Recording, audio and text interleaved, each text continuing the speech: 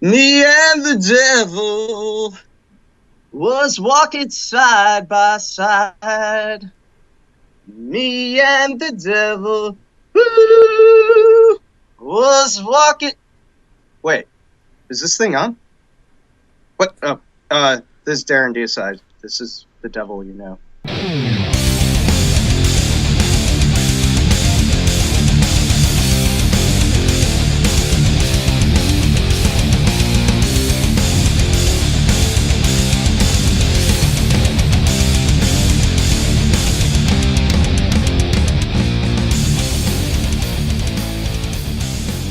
Sieg Heil, everyone. Sieg Heil.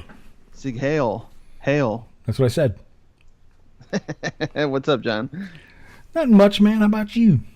It's always a stretch, to come up with what I gotta say something different this time. And the end of this episode, I'll think, next week I gotta say something different to start off the thing, and I'll totally forget by the time next week rolls around. But that's all. Yeah, I don't think that far ahead. How you guys doing? You sweating out there still, or what? Dude, it's just hotter than a raped ape. Oh, now I got to get everybody writing to me about apes. It's crazy. Yeah, and the rape culture that you just promoted. Oh boy. Yeah, I want to say I'm a little annoyed that you're not allowed to say anything on the internet that is pro man. It's pro masculine without feminazis just jumping on. Like, what's wrong with being a girl? Like, nothing. Oh, dude, the whole feminist movement is just cutting nuts off of men left and right. Since the inception. I mean, there's just certain people like there's a need for I don't know how you feel about this. There was a need, and probably still is a need for feminism as far as women being an equal is totally necessary, but this whole you can't be masculine and stop being so macho, and that makes women weaker, or you treat women weaker. What? Just chill the fuck out. If I'm just commenting with the guys, that's what guys do. If you want to be an equal, then you got to take the shit just like we do. We give each other shit. I mean, we fuck. You and I fuck with each other constantly, like on each other's comments, and we just laugh about it. We're not gonna get all upset about it. And how wait, dare you don't get butthurt? All right. On, yeah. Like, seriously, folks, if you know us at all, like, just chill out. It's usually a joke, and that's one of the things with of course, Facebook, and you can't tell what somebody's joking or not. But I try to make it funny. But yeah, sometimes people just get all bent out of shape. But even like the things, like I said, where it's just like, hey guys, stop being such sissies and man up. And then all of a sudden it's like, well, women are tough too. I'm like, that's great. I wasn't talking to you. I didn't light the fuse on your tampon, so just chill.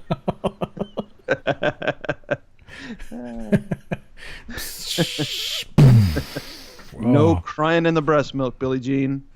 That's funny. Oh man. Yeah. Vagina up, man. Vagina up, Yeah. I don't know. Like I said, my favorite chicks have always been badass chicks. I love Xena, the warrior princess, man. That's my kind of woman. So yeah. Ronda Rousey, I hear you. Yeah. But hey, Amy Pitt, whatever. You know what I mean? Yeah. Yeah, hell yeah, man. So yeah, it's it's just you just gotta relax sometimes, I guess. But I don't know. What the fuck ever. Internet gives everyone a voice, and they just want to pour out their feelings and their disapprovals for you. And now I'll get some shit for using that kind of voice because it's probably anti. Yeah, not all women talk like that, Yeah. Just want to push my boobs together and make one big one. Anyway. We're not going to win, so whatever. Oh, we're not going to lose either. So that's true. It's just numbers on a friends list. Yeah, I think I can handle it. I'll still sleep at night. Yeah, Facebook's not the real world, man. In the real world, we have criminals that dictate how we are treated in society, and on Facebook, it's just assholes and feminists. So they dictate. I'm an asshole, so. Yeah, aren't we all? What a great way to start the show, episode 41, huh? Y'all ready for this? Send your hate mail too. There you go. Great. I forgot we had a soundboard, man. That's all right. I have a feeling our guests will help us take up plenty of interesting conversation here. Yep, and a little bit of this. And maybe this. Oh. That was loose. You better go check your shorts. But every time I see somebody like, commenting on there that happens to have a vagina, this is all I hear in my head. That's it. And it just makes me go like this. Anyway. Soundboard fun, ladies and gentlemen. When I really should just be hearing this. All right, let me stop that right now. Anyway, let's start this show, huh? I just gotta say one more thing. Yeah, one more thing about it, and that is that, I've heard the saying that there's no atheists in foxholes.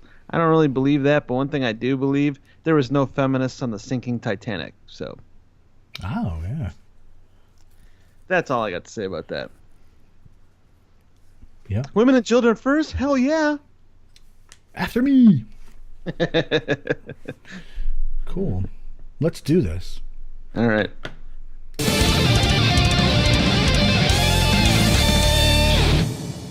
Atheist. Church bells ringing disturb the air, people believing there is hell to pay. I want to live in an indivisible nation, not in a state of hypocrisy. Death to this Christian persuasion and the glorification of mediocrity. These tyrants of social deconstruction are the stigma of free thought. There is no love, only corruption, the great demon that they wrought. Prayers are bigotry disguised by teeth, the ones that gnaw and gnash the flesh of the wretched Redeemer and curse the fallen star beneath. One nation, no God. Infernal Link magazine is a quarterly magazine focused on publishing extremely dark and sexually charged fiction and poetry. In addition to our violently erotic fictional offerings, we have interviews and a regular music column written by Dave, the Dave of Lipscomb, that explore and expose the reader to artists and acts of a diabolically sinful nature. This magazine is not for the faint of heart or prudish. The current and all back issues of Infernal Ink magazine may be found through Amazon Kindle or in print or PDF to Lulu.com. For more information about Infernal Ink, as well as Hydra M Star and Dave Lipscomb's other publications, can be found through HydraMStar.com, Facebook.com Infernal Ink magazine, or the Babel's Gallery on Facebook.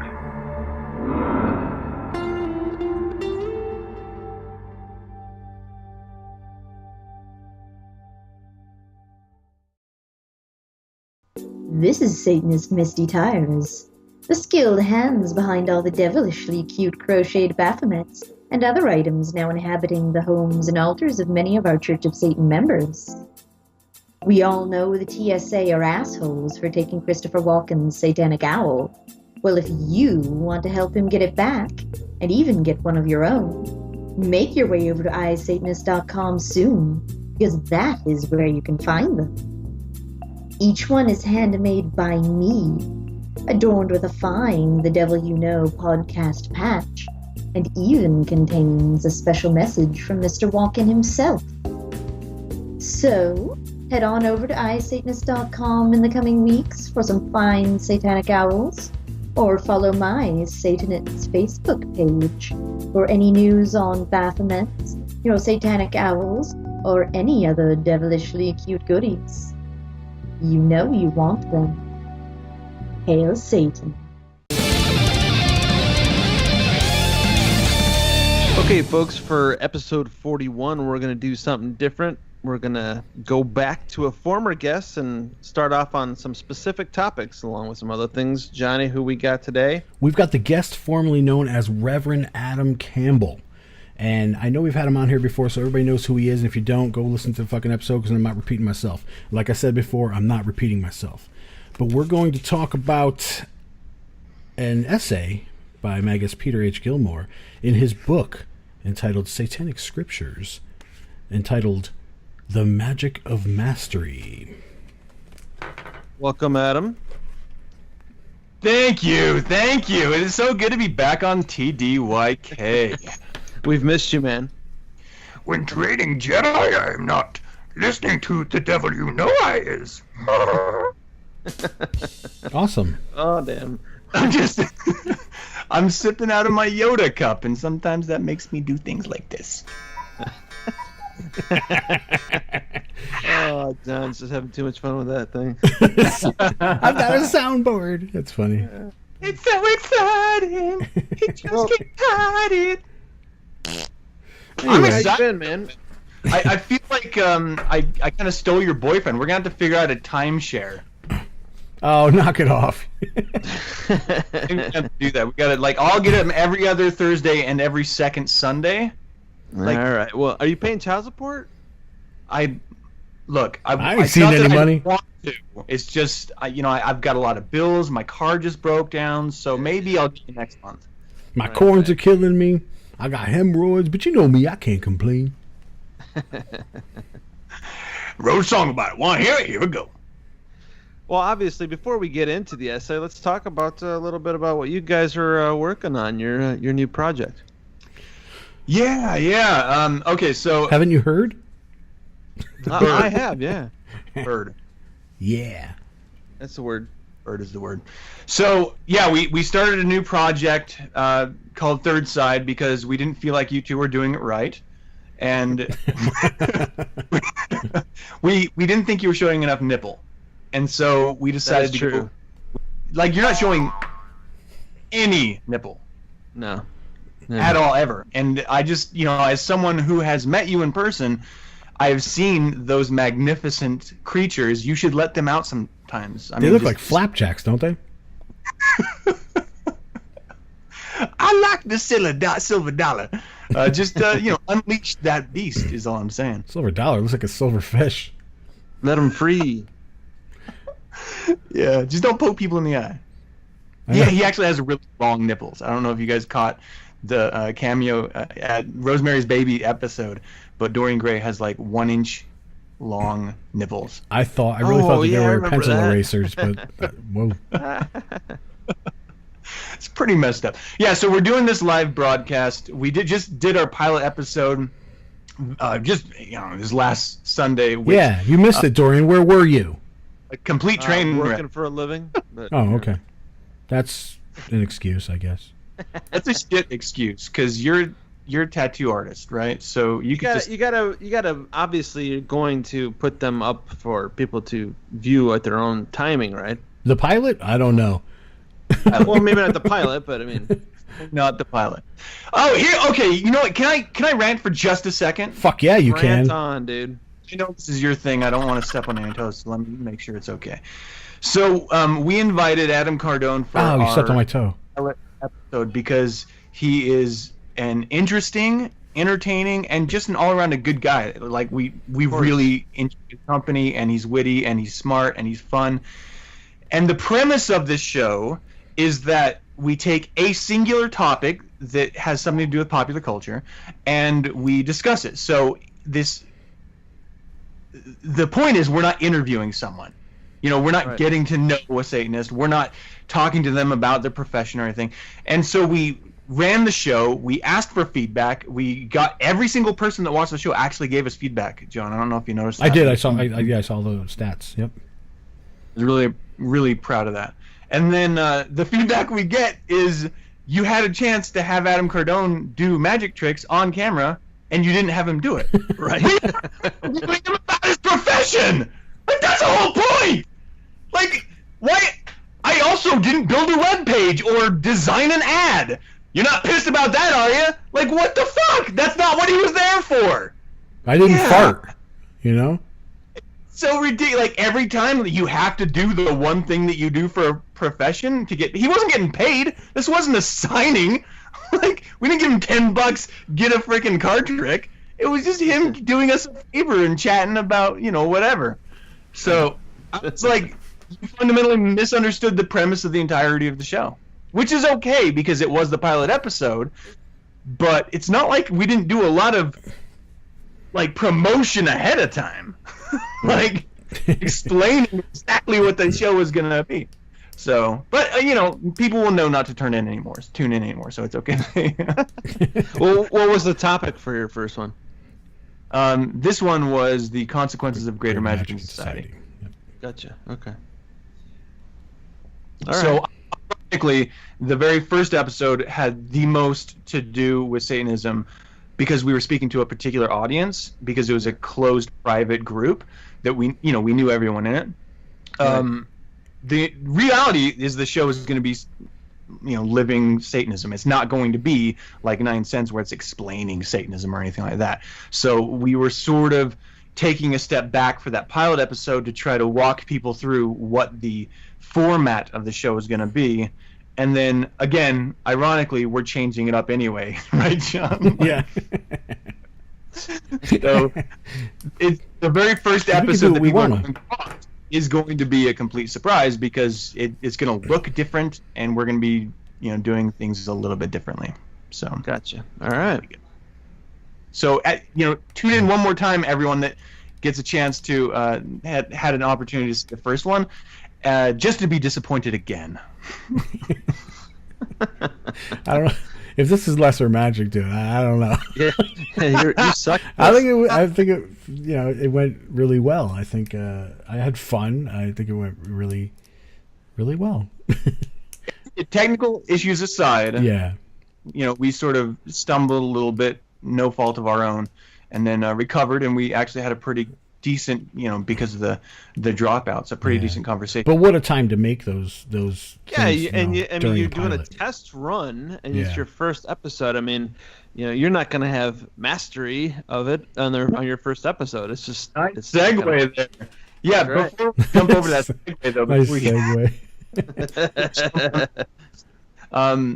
Speaking of jumping on horses, did you guys ever watch The Lone Ranger as a kid? He always did like that jump from like the second floor balcony onto his horse. Oh. Nary a ball has been crushed. I'm calling bullshit on this. I'm with you.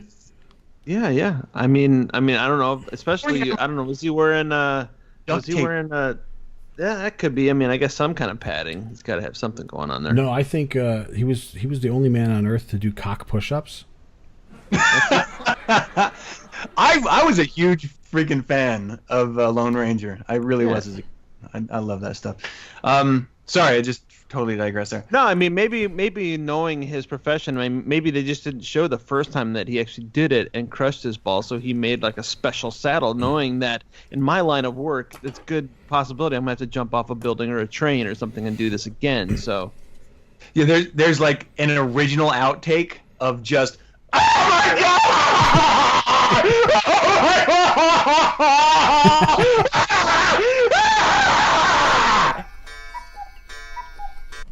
Like, I'm pretty sure that was the first outtake. it probably was. Yeah. He's like, hi ho Silver, away!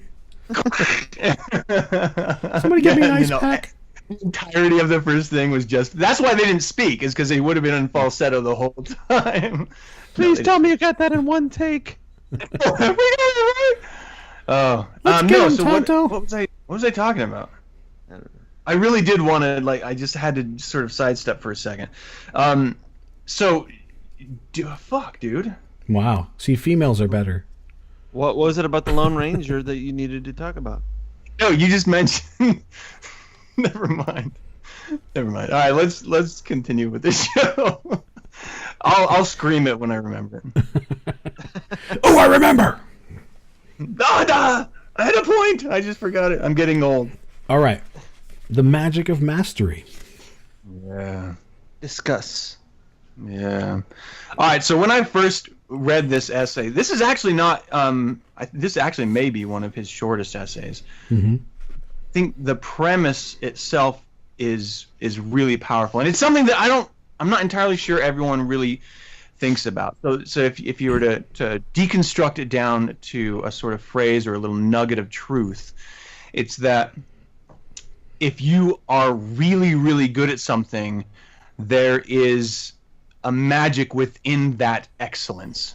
Right. And that magic is what Satanism is all about. It's about life and expression of your life and and your reflections of that in that thing that you do, that voodoo that you do so well. Who do voodoo? You do? Yeah. So, if you guys don't mind me doing a little like personal take on this, really quick. Well, we're not going to pretend that we have anything to say, so please go ahead. So I can always consider myself a graphic designer. I do a lot of other things because graphic designer covers such a wide array. That's why I never call myself anything more specific than that. So if you understand what graphic design is it's art with a purpose. So if you've ever taken an art class or you've ever looked at art, it's not meant to communicate directly. It's meant to allow interpretation, to convey emotion at times, and sometimes there is a message, but it's something that you have to work out on your own, and it's not really clear. The point of design is to take art and communicate with it. It's communication through design. It's the ultimate form of lesser magic. You're not only using your own talents to manipulate individuals that are sitting across from you, you're putting up a billboard, you're designing a billboard that is literally convincing people to do things thousands at a time. You're putting an ad out to convince people to shop somewhere specifically, or to visit somewhere, or to buy a property in a new location, all because of your own mastery of this lesser magic technique called design. It's such a profoundly powerful tool, advertising, that I don't think people fully appreciate it. Oh, and this actually reminds me exactly what I was going to say before, and this ties in perfectly with what I'm talking about here, is that the skill it takes to manipulate through communication, through design, carries through to the third side project that we're working on, in that we not only had to communicate our ideas, we had to manipulate scenes in a broadcast, we had to manipulate audio in a broadcast, at the same time when we're trying to balance different topics, what's coming up, what's gone already, what people are saying actively, what people are saying in a chat room. So it's not like it's some simple thing that you just flick a switch, sit back, and just BS. It takes a lot of talent and skill to do these things, to communicate effectively your messages. And sometimes, as Satanists, we're going to fall flat, and sometimes we're going to excel. But if we don't fall flat, if we don't make those mistakes, we'll never get to a position of mastery in that expression, whatever it is, and design specifically in what I'm communicating here. Right. So in my personal profession, this is my form of mastery on the world. I don't only communicate regionally. Because of the company that I work with, I'm communicating nationwide to other countries across the world, and we are successful because of that.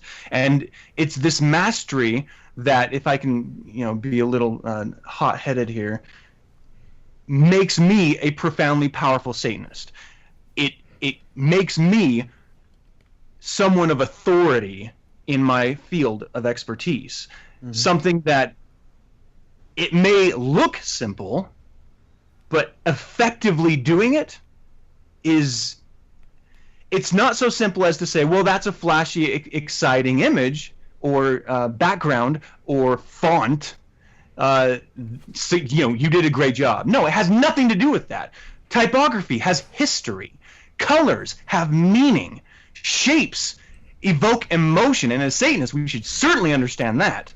The idea that tiny elements of a design are meaningless, or the entirety of the design is wrapped up in a trendy style, defeats the entire purpose of mastery. Sometimes you have to go to those older conventions of design or simplified versions of design in order to effectively communicate the brand that you're actually speaking to.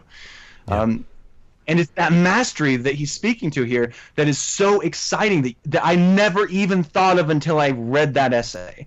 I just thought, well, I assumed that I'm good at what I do because at times I'm okay with it, but more often than not, I'm depressed about it. I don't think I'm doing a good enough job, but my boss keeps paying me more and more, even when I don't ask for it. They just surprise me with bonuses, which I'm always like taken aback by. I'm like, wow, okay, that's awesome. But that's proof positive that you're doing what you're supposed to do. Another thing, I'm just interrupt me if you want me to shut up. Another thing that I found really important. You better play that fucking cricket soundboard. Yeah, you need to master that bit. So I gotta stop digressing because in my old age I'm starting to like lose track of what I'm talking about. I just found out I need glasses. So. Well, let me ask you guys. I mean, do you feel like one of the things that that you need for to be considered a master would be some sort of peer review, or somebody. Obviously, like you said, your boss is paying you more money, so that means your boss has reviewed your work and likes what you're doing, and you're getting results. That's interesting. So, is your mastery a reflection of others, and therefore? Yeah, I mean, well, like the reason why I asked that is because I feel very confident in calling myself a master tattoo artist. Not only with 20 years of experience, I've had everything from trophies to, of course, putting out a book that has good reviews, to being asked to be on a tattoo TV shows that I turned down, to, I mean, just a lot of different avenues and of course, just lots of experience. I've tattooed every kind of person.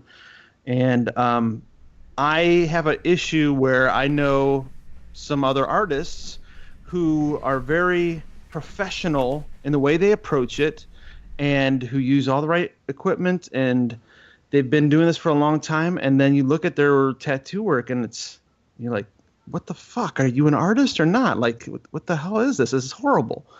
And it makes you wonder, okay, they've got all the technical aspect down. They've got the professional aspect down, but they have no eye for art. And they haven't had, a peer review. They haven't had somebody say, just like, in Satanism itself, when we are members, active members, we have peers who are our hierarchy who gives us a title that says, I recognize that you have an understanding of what you're doing. So is that a mutual admiration society? Yeah. But is that what we need to, like, I mean, on the other hand, like, take somebody who maybe has called themselves a Satanist for 20, 30 years, but they really don't quite get it. But they consider themselves, having full understanding. Right. It almost does take it takes somebody else to kind of, in a way, assure you of it, because otherwise anyone could call themselves a master. Yeah. Right. It kind of reminds me of like American Idol. These people, some of them believe that they are amazing singers until you have Simon saying it's a no. Yeah, exactly. Yeah. Well, I think. Okay, so this what I'm about to say means that the individual Satanist must have perspective, and we can make the argument that if you don't have perspective, then you probably aren't a Satanist. I could make that argument. I'm not going to make that. I'm just going to say that what I'm about to say means that you have to have perspective, and you have to be able to honestly judge yourself, which many people, myself included, probably is not as effective as they'd like to be at. So, in a vacuum, I don't know what you're talking about. I think talent itself, in a Hoover vacuum, there's a lot of dust. No, in a vacuum of space, I don't think you need any outside validation in order to prove your mastery if you truly are, one, passionate about what you do, and two, do it all the time, every single day. This is your profession. You do not need validation. This is just what you do. And the fact that you continue getting work from it is another core sign, like a longevity of work, not just short term. Right. So I think that alone should be enough to let you know that you've achieved mastery. But here's the rub. I think anyone who considers themselves master would understand you are never done growing and learning. Absolutely. Like, you will never be perfect at what you do, because what you do, one, is always going to be evolving in some manner, and you're always going to learn new techniques. You're always going to be able to improve skills. You were just speaking to having great technical skills, but the application of the artistry is off. Well, they can always improve on the artistry. So yeah, absolutely. There's always any artist should say that. Any I guess master of anything. I mean, you should always. That's Master kind of of almost puppets. as simple. It should. Yeah, you should always be trying to strive and be your own worst critic and say, I know I can do better. It's somewhere inside of me. I can excel more at this. So I mean. And to go further into what you were talking about before, Dorian, I think somebody who's calling themselves a Satanist and they're a master at something, and if they're in that vacuum we were talking about before, Adam, they can believe that if they want to. They can live their lives thinking they're the best at something. Sure, yeah. They're masters of it. But I think you can't. It's not real. The mastery is not real until it's confirmed by an outside source. Right. Well, and here's the other part, because what you just said there was you believe you're the best. I don't think any master does. Right. And I think that's part of what makes them a master. Like, you believe that, identifying as... well, not necessarily the best. I mean, anything. Like, I'm good at, I'm a great singer. And then you go on American Idol and they boo you off the stage. Right, but they that's need what that confirmation. And having an ear for music comes into play in that particular example. Well, and I think that's kind of what I was saying is like, knowing certain tattooists who, when you look at their work, you can see the technical application and you can know they've been doing it for a long time. But if you have any artistic sense, you go, this is ugly. Like, what in the world made you think that this was good? Like, you could see that they don't have an eye for art. And in the same sense, you take like the singer for one of the American Idol people who, in a vacuum, if they never leave their house, they might think that they are a master singer. But once you get, and sure, I guess they can call themselves that. But once they get in front of a judge, then.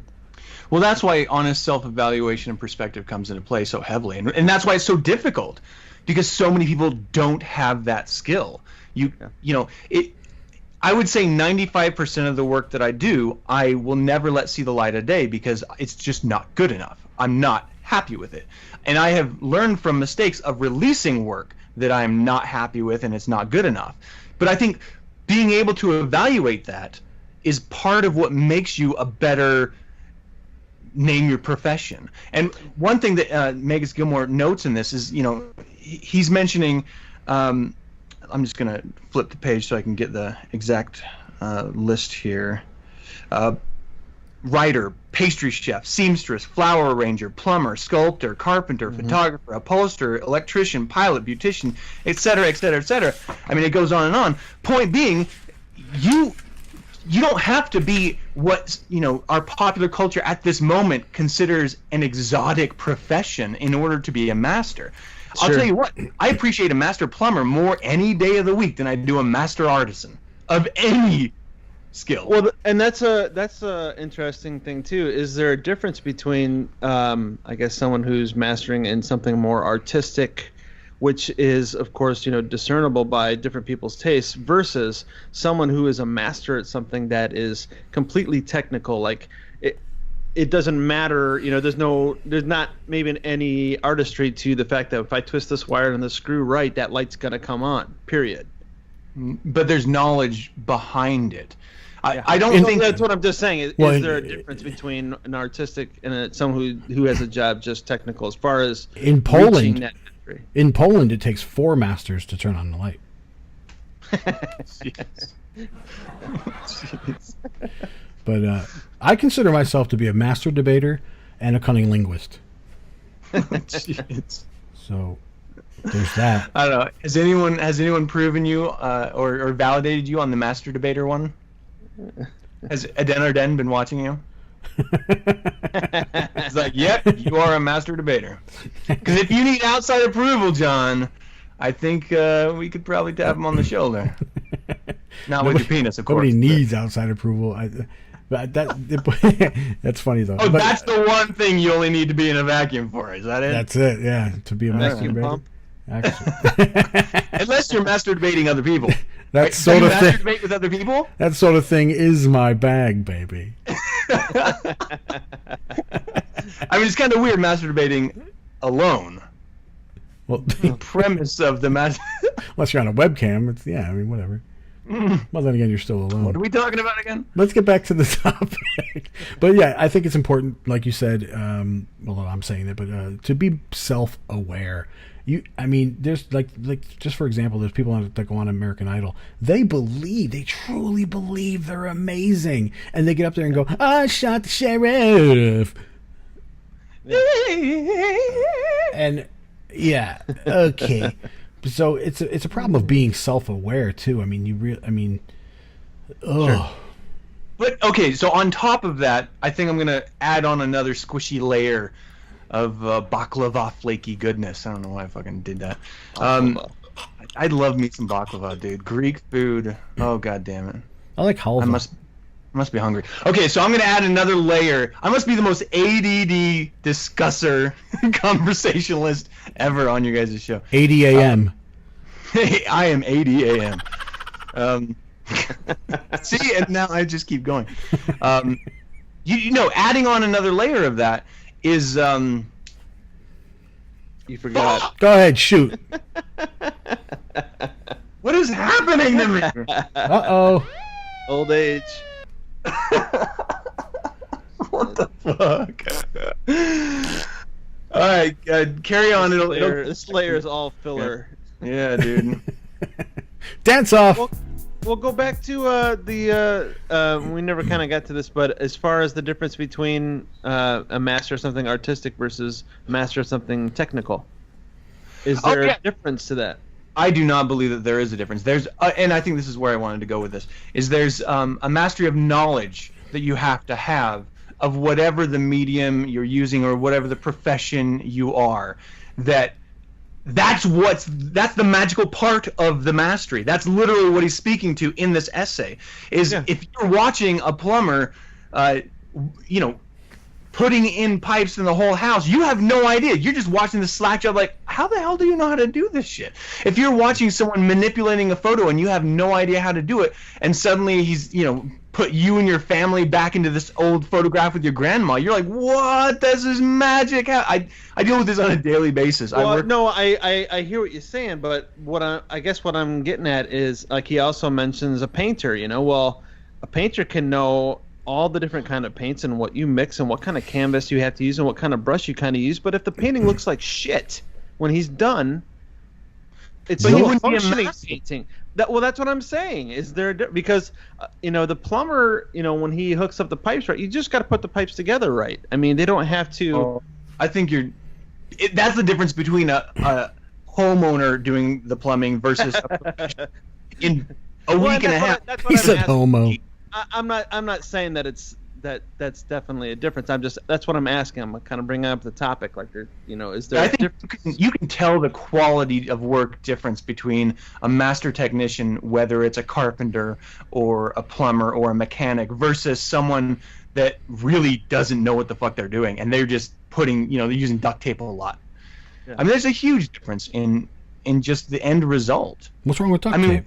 I think culturally we've been taught that you don't have to be a master at something, and this is the dumbing down of society here. This is what really bothers me about the culture that we have collectively accepted to participate in, is that you don't have to pay a premium for a masterful product anymore. You can just go to Home Depot, buy your own wrench, and do a temporary fix up until the point that it breaks the third or fourth time and your wife makes you call a professional. Or you can wrench on your own vehicle if you have no mastery of it for a little bit, but it's going to break the fuck down and you're going to end up with a more expensive bill at the end from the actual professional mechanic because you fucked it up the first time. There's a reality in this world that we refuse to accept, that we live in this, here's a participation award. Everyone can do everything. It doesn't take a college degree to do anything in this world. Everything's written on 8th grade level. Why don't you just figure it out and do it yourself? Well, not everyone has the capacity to be able to do that. And until we can have a little bit of individual perspective about our own capabilities, the capacity of what we're born into. And this is what I forgot earlier. I'm not going to digress on it. Is that there's another layer about all of this, and that's individual ability, like capacity of expression. Everyone is born in their core DNA with innate capacities. Not everyone can be an Einstein. Not everyone can be a Bob fucking Ross. You're born with an innate capacity. You can actually practice and work at going up or down a little bit in that field, but you're not going to go to that max realm of masterful mastery. It's not going to fucking happen. I meant to say magical mastery. It's not going to happen. We all have to accept our own limitations, find the professional limitations that we were born into, and work at being the best at that. And because of doing that, when we do that, we are not only going to be compensated, if that's important to you, more, you're going to be happy. You're going to be actually okay going to work every single day because it's something that you're passionate about, something that you love doing, and something you're fucking good at. You're not going to have to work for some asshat at $7 to $13 an hour, being completely miserable, burying your head in the Standard Bible, doing rituals every night, trying to figure out why can't I be the God I think I am, or the God that I think I am. This book is telling me I can be, but for some reason, the telemarketing manager doesn't seem to recognize my godhood. Well, maybe you're not supposed to be doing what you're doing. How back and actually think for a second. Realize your own potential. And this means that you break out of the box that you put yourself in. Maybe it's not you that put you in that box. Maybe it's your parents or your friends or the community or culture. But you don't have to be in that box. Yeah.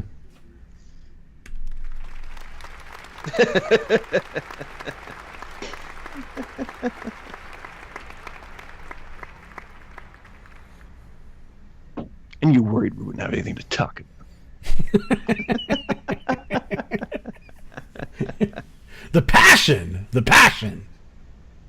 It just bothers me because we all run into these people. Yeah. Oh, yeah. If you're not doing what you love to do, a profession that you've chosen because you have an innate skill in it, they're miserable. And if they just would take a little bit of effort, they could be masters at something too. And I don't think that there's a difference. There shouldn't be any difference in how you feel about yourself if you're a master carpenter compared to a master phone technician. You know, whatever it is. Debater. Excuse me. My Yoda is making me burp.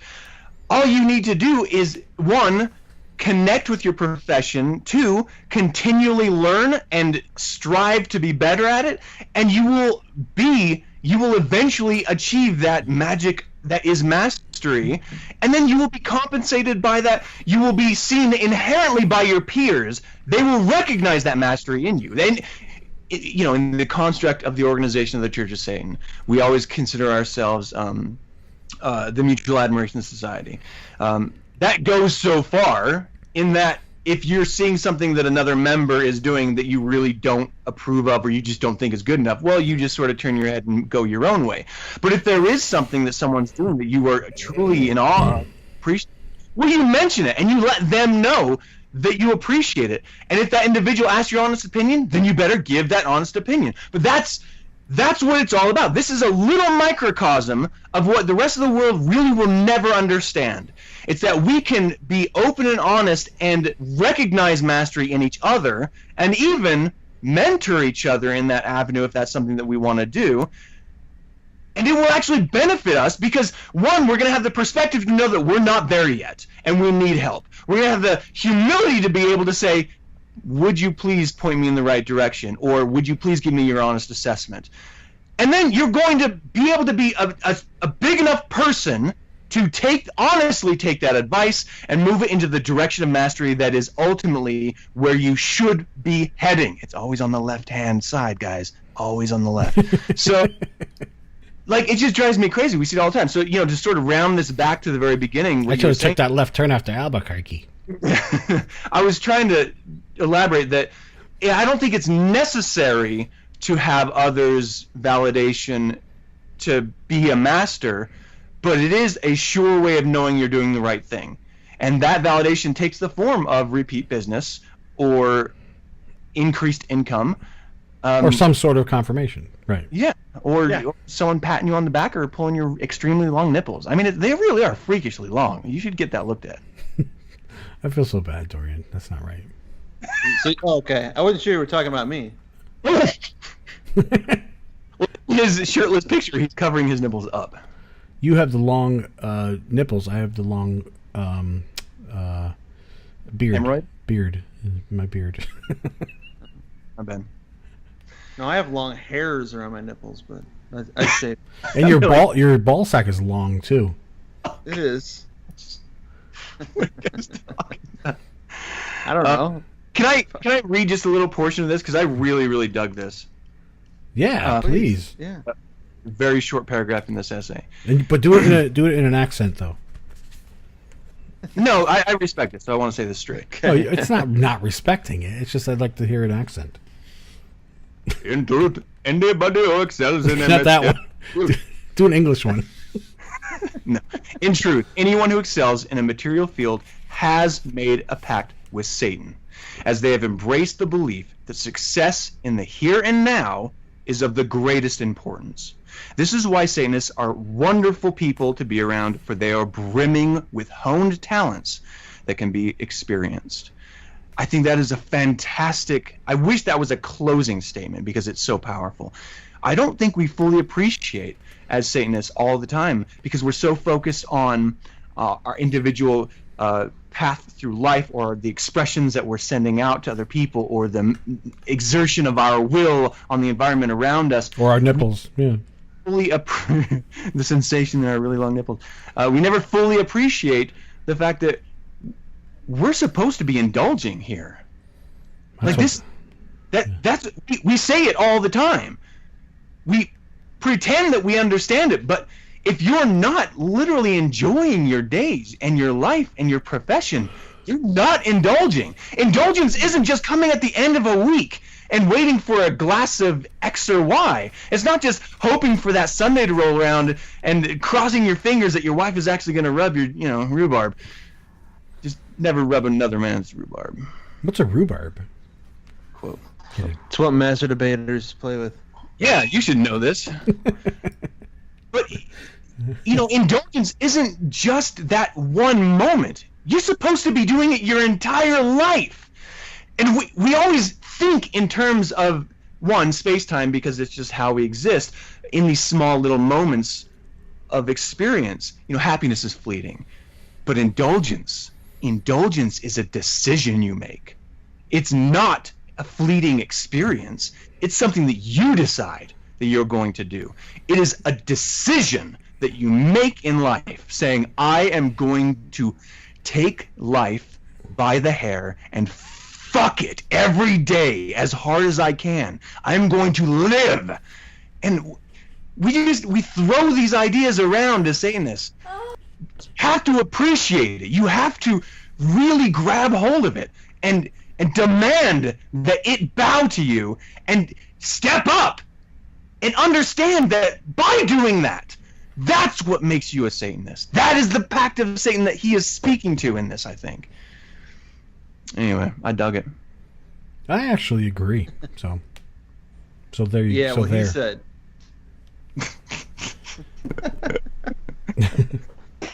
I absolutely think that everything about this. I mean, mastery is about dedication.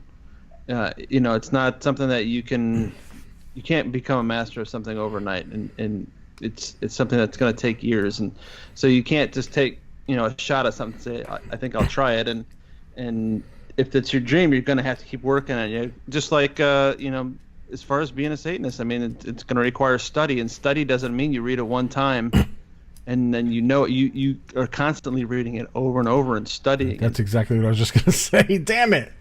Yeah, and that's the same thing with the dedication to whatever it is that you've chosen career or When Adam said about people, we do this or we don't do this enough or we don't do that, it's because that we forgot these basic things that we were supposed to have read already. Satanism is about study, not worship, and it means that when you see these people doing these things and slipping, they're not studying. They're not picking up their book and reading it when they should.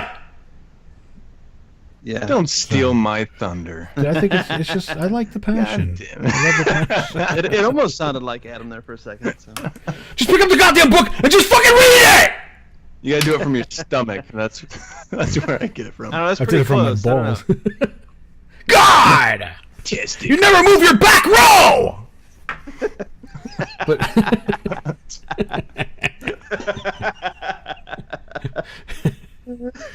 Tommy like wingy. But, I think it was a great little thing there. That was awesome. Yeah, absolutely. No, I think that this actually is a good thing to break up the show every now and then to maybe take an essay and just really explore a little more of what it's about. Yep, and fuck it. Like as Adam said, just take it by the hair and fuck it. Well, not the essay. You won't be able to reread it if you do that. Okay.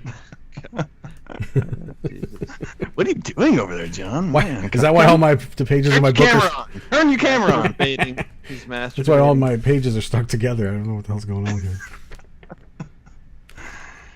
Yeah, it's weird because we move through life and as a Satanist, because of what the three of us collectively do, we produce media that's directed at Satanists, and so maybe we have our nose in these books a little bit more than the average individual does. Yeah. And it's easy to toss around the idea of study, not worship.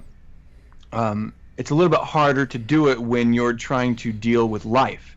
Sometimes life it's consuming, and you sort of lose yourself within the moments that happen. Like I was saying, it's a collection of experiences. But that's what makes a Satanist, is that we recognize that and we take a step back and we realize that I have to make time. You can make time to exercise every day, even if you have 2 jobs and kids. You can make time to read for 20 minutes or 15 minutes or 10 minutes before you go to bed, instead of watching that show or binge watching a series of shows. Right. It's a decision that you're making.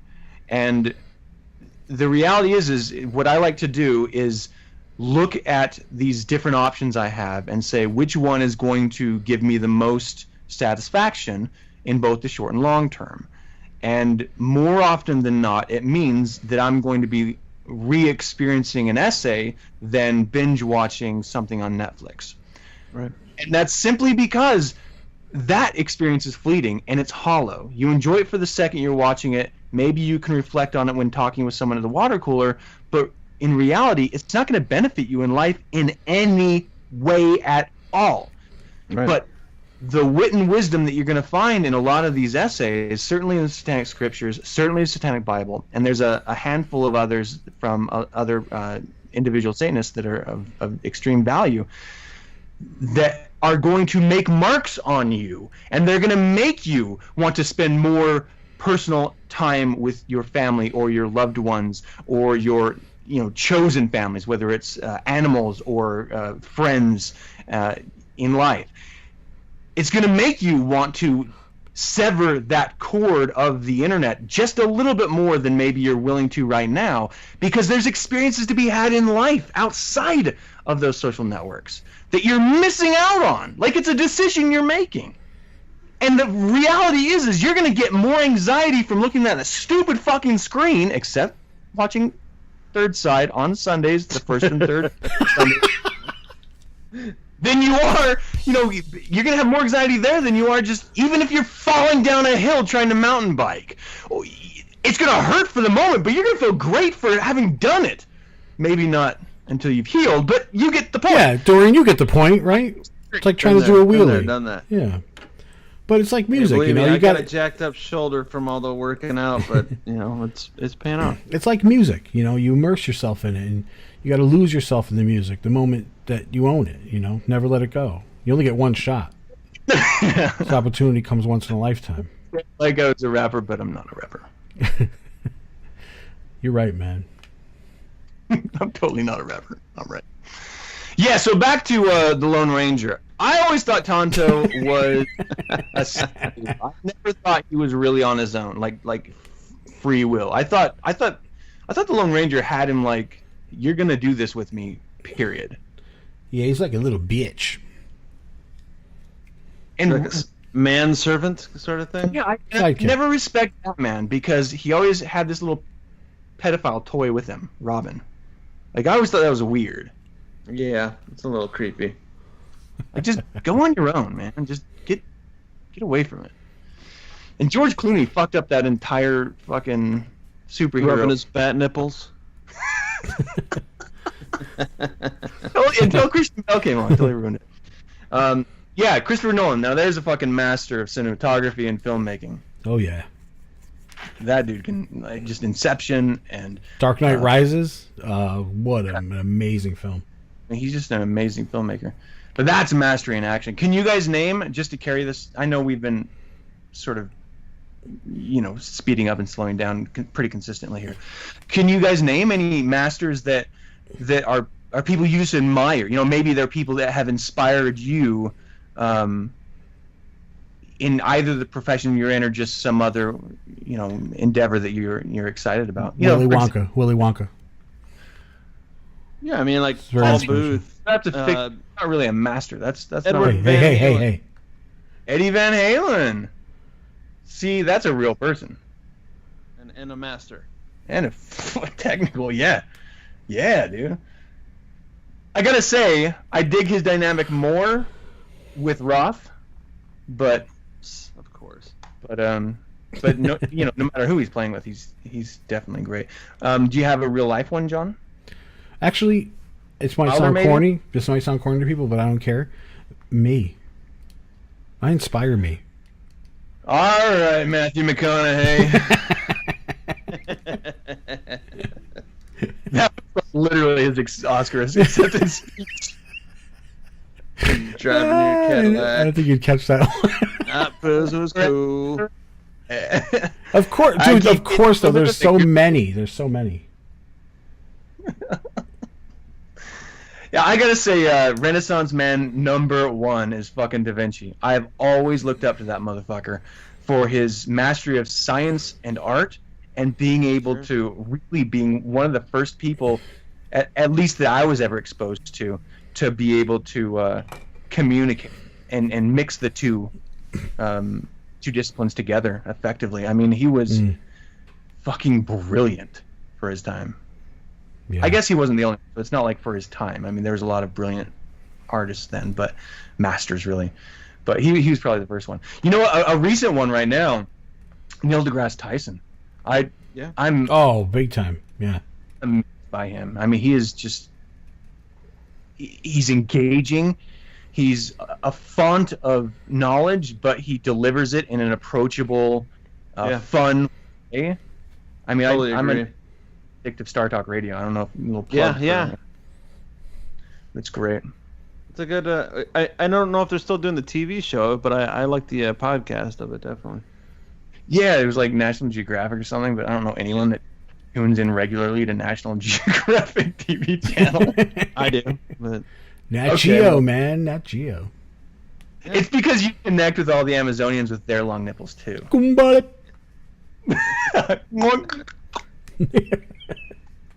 Wait, hold on 1 second here.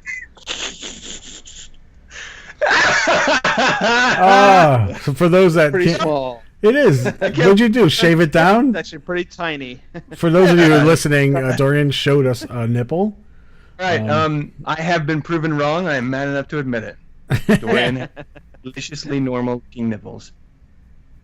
Like I said, I gotta shave them. It's the only part of my body that gets hairy is my other than my arms and legs. But I mean, nothing on my chest at all. But my nipples get hairy, so I shave them. That's weird. I used to know this girl from school that was like that. She had to go home because she had a frozen hot dog stuck in her and had to get it removed. Dude. We never, yeah. It was a weird school. Yeah. It's a board school. Holy shit. So weird. She helped me clean out my pipes once. It was nice. Oh, jeez. So this is what the show has devolved into. It does, Always. every time it kind of goes downhill eventually. Everything goes downhill. Pretty much. All right. That's Well, why we love it. That's why we keep For coming having- back. Because I appreciate your willingness for me to crash and yell. you're Nice. like the fifth Beatle here, so you know. I don't know. Wasn't he like though? Huh? What's that? He like ostracized? I don't know. I'm just saying you're like part of the show, you know. So we love having you on, of course. Yeah. You're one of us, man. Yeah. We're, Gobble, gobble. we're losing people. We don't have that many people on the show anymore, and you're one of them. Yeah, I'm gonna have to leave too. Fuck. What are you guys gonna do? You're just gonna be staring at each other's normal nipples. Yep. No, it's not That's that interesting now, huh? We should do. Wait. So when I come on your guys' show, You coming on the show? can we do like a when I'm on Third Side? Are we just gonna do like a men's topless show? We could, No.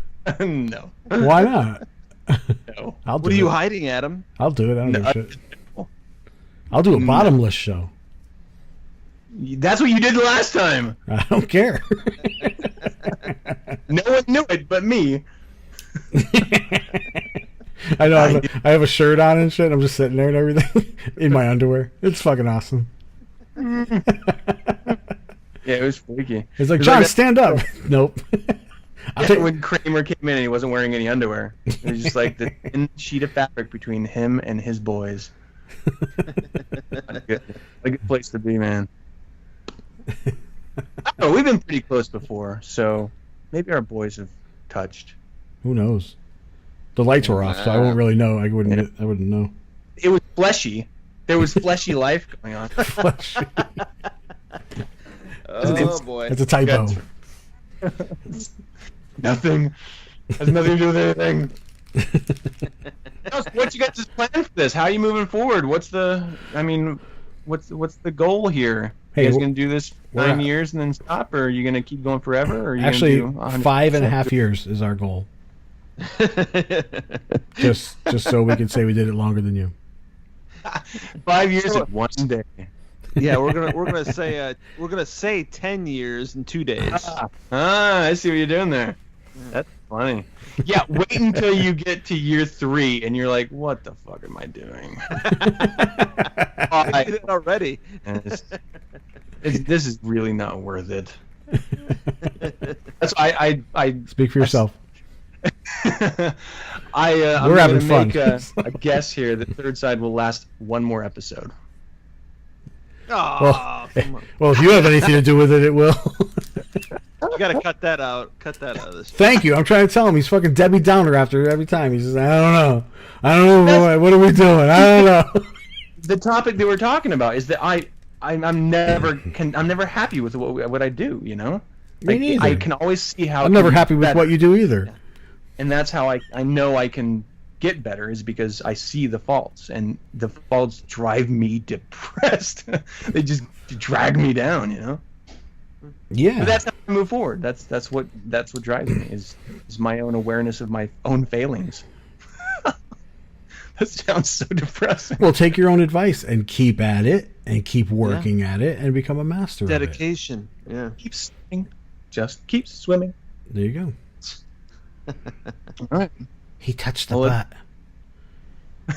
Yeah. Oh, you guys made me ink. All right, I don't know where I'm going with this. Anyway. What? Until next time, stay classy, Satanism. You dork. Ah. All right, so what are we... I'm going to shut it. Well... Hail Satan. Yeah, until next time, everyone, hail Satan. Hail Satan.